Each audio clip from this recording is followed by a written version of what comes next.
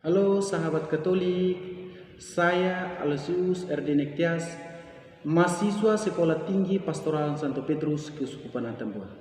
Di sini saya akan membawakan sebuah renungan dari Injil Matius bab 25 ayat 14 sampai dengan 30 dengan judul Tanggung Jawab. Saudara-saudari yang terkasih, mendapatkan pemberian berarti kita harus tanggung jawab untuk merawat dan memanfaatkannya. Sebab sesuatu yang diberikan tentu bukan tanpa maksud, namun harus merawatnya dengan baik. Tak jarang seorang tidak menghargainya, ada pula yang hanya membiarkannya karena takut risiko. Bagaimana jika yang kita lakukan ternyata keliru? Hamba yang mendapatkan pemberian 1 talenta menyembunyikan talentanya dalam tanah untuk kemudian dikembalikan kepada sang Tuhan saat ia kembali. Ia tidak mengolahnya sebagaimana yang dilakukan hamba yang menerima 5 dan 2 talenta. Apa alasannya?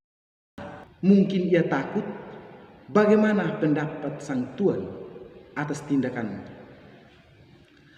Pasti saja Tuhan itu marah karena sang Tuhan berharap hambanya mengelolanya dengan tanggung jawab. Saudara-saudari yang terkasih dalam Kristus, semua yang ada pada kita merupakan talenta, pemberian Tuhan. Menerimanya berarti memiliki tanggung jawab, mengolah supaya membuatnya hasil bagi kemuliaan Tuhan.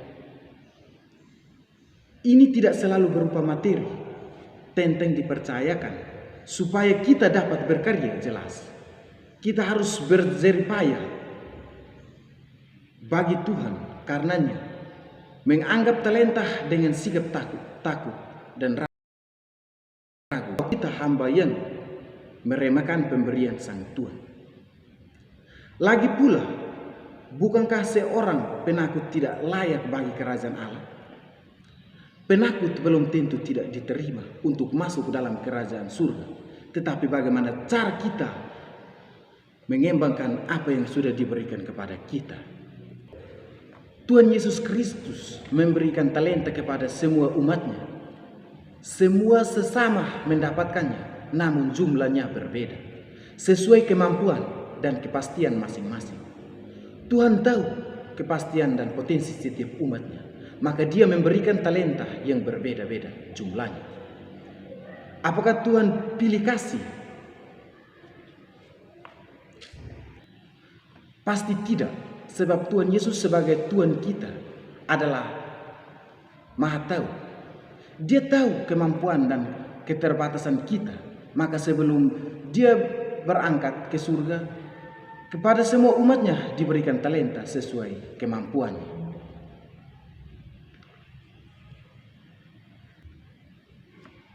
Ayat 15 berbunyi, yang seorang diberikannya 5 talenta, yang seorang lagi 2, dan yang seorang lain lagi 1. Masing-masing menurut kesanggupannya, lalu ia berangkat. Sebenarnya talenta yang Tuhan berikan itu merupakan modal awal yang berbeda. Jika kita mengerjakannya dengan baik dan benar, talenta itu akan mendapatkan keuntungan dan bonus.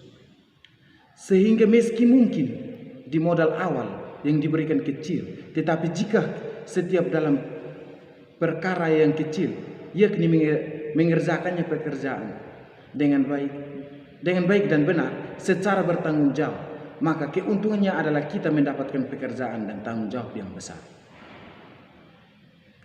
Artinya, sekecil atau sederhana apapun potensi, kecerdasan, kemampuan fisik, harta dan lain-lain sebagai talenta Tuhan bagi kita, jika kita mengerjakannya secara baik dan benar, kreatif dan produktif, maka Tuhan menyiapkan hadiahnya. Demikian juga keuntungan dan bonus kita kerjakan lagi pasti akan berlimpah pada hasilnya. Maka berapapun talenta sebagai investasi awal yang Tuhan karuniakan kepada kita, syukurilah dan kejarlah. Jangan iri dengan talenta orang lain, sebanyak apapun. Sebab jika kita setia mengerjakan dan berhasil, maka kita akan meraih lebih banyak berkat dari Tuhan, karena janji, hadiah, dan bonus dari Tuhan yang pasti luar biasa.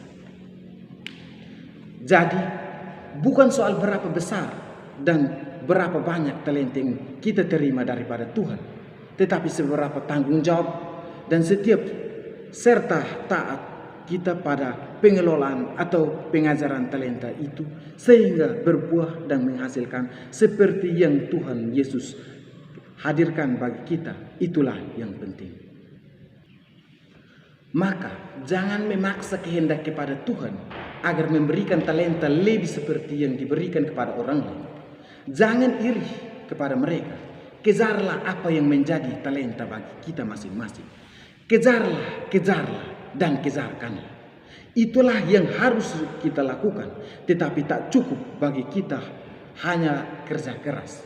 Kita juga harus kerja cerdas, yang kreatif, agar produktif seperti dalam kisah perumpamaan Tuhan Yesus, di mana si penerima 5 talenta dan 2 talenta masing-masing mendapatkan keuntungan 100%. Yang paling penting di sini adalah bagaimana respon kita terhadap tanggung jawab talenta yang Tuhan karuniakan bagi kita. Jangan didiamkan atau disimpan, tetapi harus dikejar dengan baik dan benar. Bekerja tidak sekedar bekerja, tetapi bekerja yang menghasilkan atau bekerja produktif.